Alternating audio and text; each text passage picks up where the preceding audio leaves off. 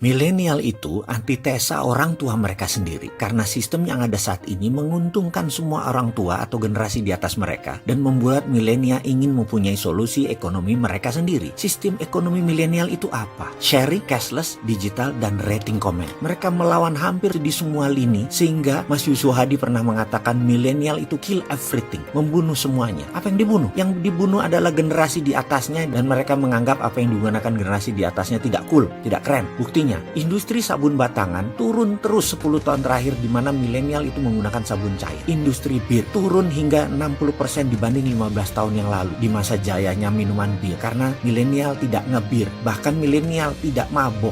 Olahraga golf itu dianggap mainan generasi tua, nggak cool. Buktinya golf viewer atau penonton golf itu turun hingga 25% dibanding masa jayanya 5 tahun yang lalu. Kredit card, milenial nggak pakai, mereka pakai digital money, e-money. Milenial itu tidak heboh belanja barang seperti generasi di atasnya yang suka nyetok. Mereka lebih instan, seperlunya dan senang dengan pengalaman. Kaum milenial itu sangat praktis. Bahkan milenial itu membunuh kantor tempat kerja, membunuh dunia properti karena mereka menunda membeli properti, bahkan menunda nikah, bukan menunda pacaran mah mereka seneng. Secara ekonomi, milenial mempengaruhi 40% ekonomi dunia saat ini dan 5 tahun ke depan mereka akan melewati 70% perekonomian dunia dipegang mereka. Sementara pemerintah dalam rancangan APBN kemarin gak baca sama sekali milenial mau kemana. Kita bicarakan sekarang milenial dari sisi yang lain. Sekarang kembali ke ekonomi negara di era milenial. Bener deh, milenial sejatinya anti hutang dan mereka kuat sekali berbagi. Itulah dasar dari MMT, Modern Monetary Theory. Jadi nanti kalau ada menteri milenial tetapi konsepnya masih Keynesian, masih ngutang, kabinetnya ya belum kabinet milenial, muda doang usianya tapi ilmunya zaman old, nggak pakai ilmu zaman now. Ilmu zaman now itu adalah MMT, Modern Monetary Theory. Basisnya adalah SWF, Sovereign Wealth Fund, Consolidate Bottom of Pyramid, create 12 level ekonomi. Kredonya adalah create.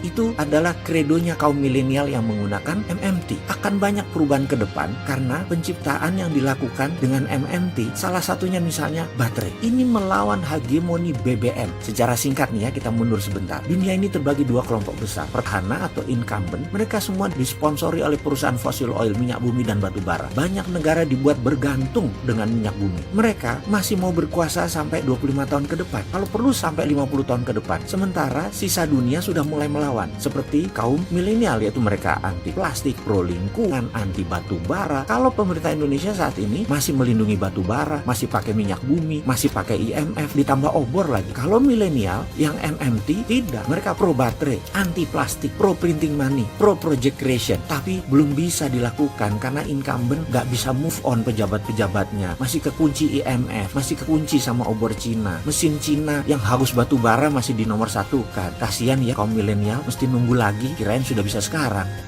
Hurrah!